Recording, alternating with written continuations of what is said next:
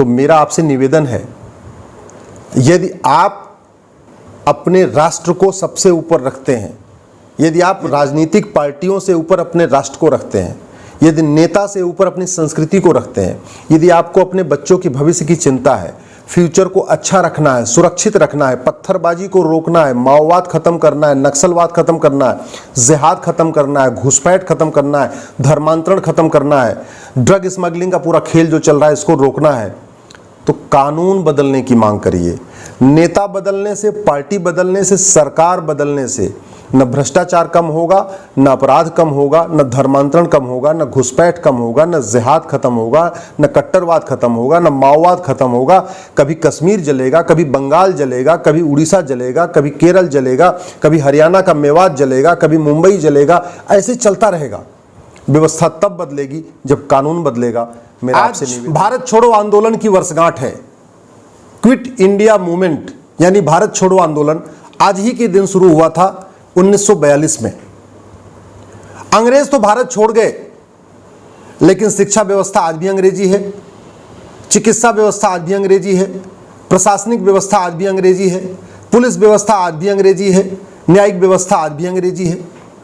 Police वही dress पहनती है जो अंग्रेजों ने शुरू किया था, वकील वही ड्रेस पहनते हैं जो अंग्रेजों ने शुरू किया था, जज वही ड्रेस पहनते हैं जो अंग्रेजों ने शुरू किया था, डॉक्टर वही ड्रेस पहनते हैं जो अंग्रेजों ने शुरू किया था। सब कुछ अंग्रेजी चल रहा है। हमारे पूर्वजों ने जो इतना बलिदान दिया था, केवल अंग्रेजों को भगाने के लिए नहीं दिया था।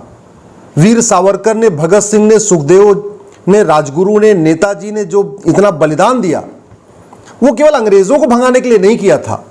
वो एक संप्रभु भारत बनाना चाहते थे, जहां पुलिस व्यवस्था भी हमारी हो, प्रशासनिक व्यवस्था भी हमारी हो, शिक्षा व्यवस्था हमारी हो, चिकित्सा व्यवस्था हमारी हो, न्यायिक व्यवस्था हमारी हो। दुर्भाग्यवश स्वतंत्रता के 75 साल बीत गए, भारत छोड़ो आंदोलन के 81 साल बीत गए, लेकिन सब कुछ गुलामी वाला चल रहा है।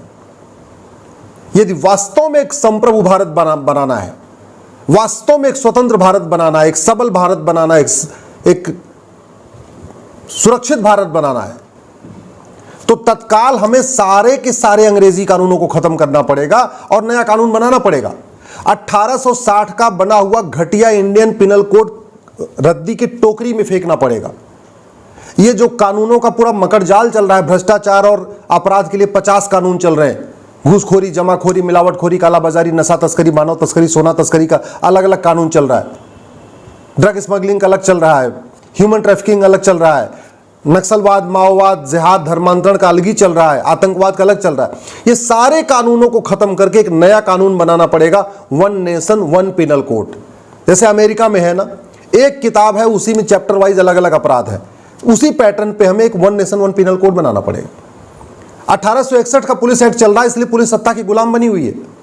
इस 1861 के पुलिस एक्ट को फेंकना पड़ेगा, एक हमें नया one nation one police code बनाना पड़ेगा।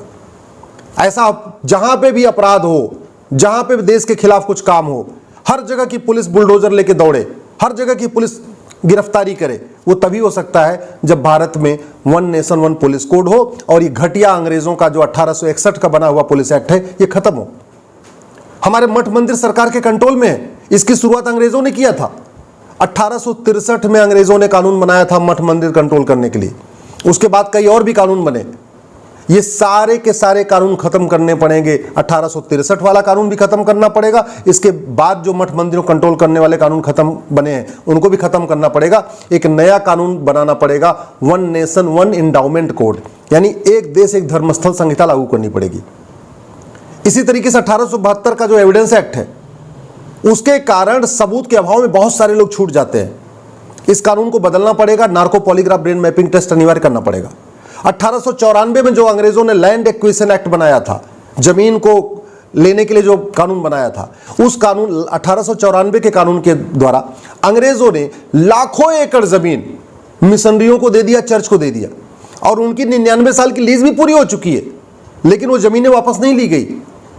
वो सारी जमीन वापस लेना पड़ेगा जो 99 ईयर की लीज पे मिशनरियों को दिया गया था, चर्च को दिया गया था, या मस्जिदों को दिया गया था, या वक्फ को दिया गया था। वो सारी जमीन वापस लेनी पड़ेगी। ये 1937 में जो अंग्रेजों ने बांटो और राज करो के अंतर्गत एक कानून बनाया, शरीयत एक्ट, जिसके कारण बहन बेटियों को गुलाम समझा जाता है।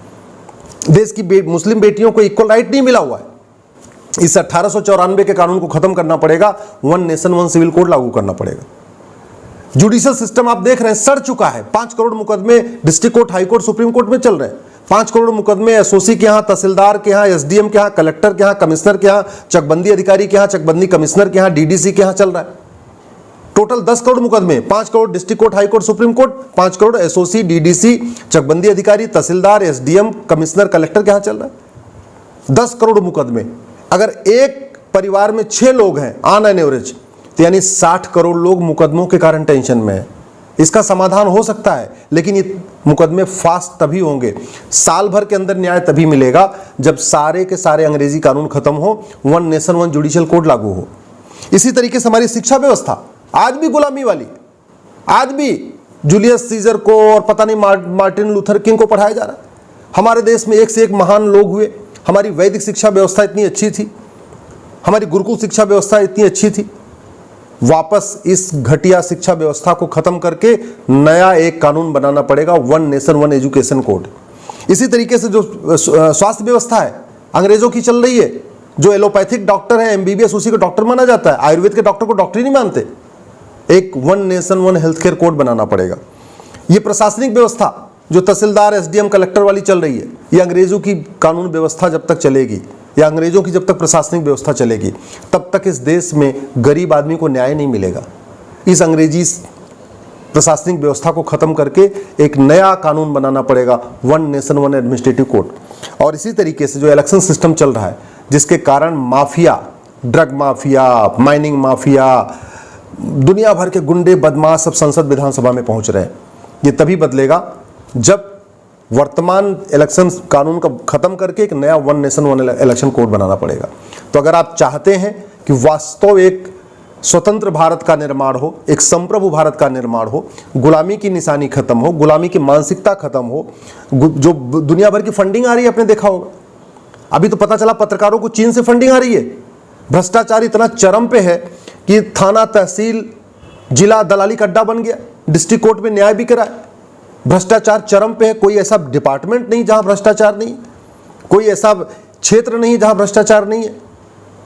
उसका एक ही तरीका है, सारे टैक्स खत्म किए जाएं, income tax, TDS, VAT, GST, सब टैक्स खत्म हो, वन नेशन वन टैक्स लागू किया जाए।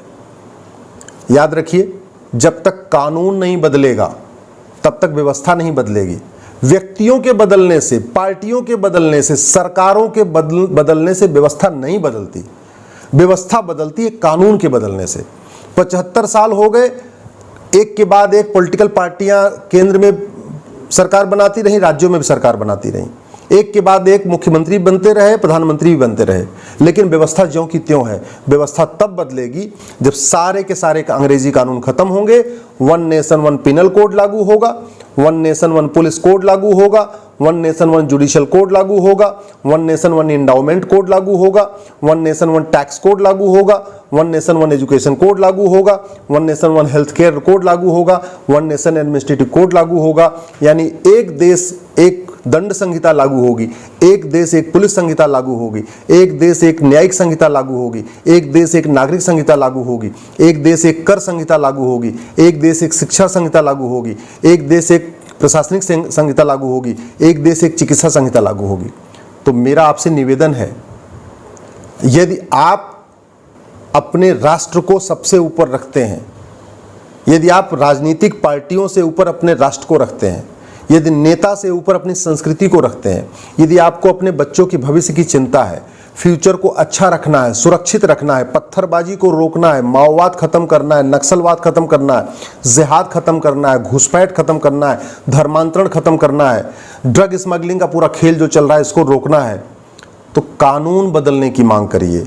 नेता बदलने से, पार्टी बदलने से, सरकार बदलने से न भ्रष्टाचार कम होगा, न अपराध कम होगा, न धर्मांतरण कम होगा, न घुसपैठ कम होगा, न जिहाद खत्म होगा, न कट्टरवाद खत्म होगा, न माओवाद खत्म होगा। कभी कश्मीर जलेगा, कभी बंगाल जलेगा, कभी उड़ीसा जलेगा, कभी केरल जलेगा, कभी हरियाणा का मेवात जलेगा, कभी मुंबई जलेगा, ऐसे चलता रहेगा। व्यवस्था तब बदलेगी जब कानून बदलेगा। मेरा आपसे निवेदन है, पार्टियों से ऊपर उठिए, नेताओं से की भक्ति से, नेताओं की गुलामी करने से थोड़ा ऊपर उठिए और अपने बच्चों की भविष्य की चिंता करिए। कोई भी नेता आपका घर बचाने नहीं आएगा। जिस दिन आपके ऊपर पत्थरबाजी होगी, कोई नेता आपको बचाने नहीं आएगा। जिस दिन आपके घर में आग लगेगी, कोई नेता आपको बचाने नहीं आएगा। लेकिन कानून, अच्छा कानून आपका ही घर नहीं बल्कि आपके बच्चों का भी घर बचाएगा। आपको ही नहीं बचाएगा, आपके आने वाली पीढ़ियों को बचाएगा। इसलिए जिस पार्टी में है उस पार्टी में बने रहिए, जिस नेता को फॉलो करते हैं बने रहिए, लेकिन राष्ट्र के लिए, संस्कृति के लिए, भारत के लिए अच्छे कानून की मांग करिए। अंग्रेजी कानूनों को खत्म करने और नया कानून बनाने की मांग करिए।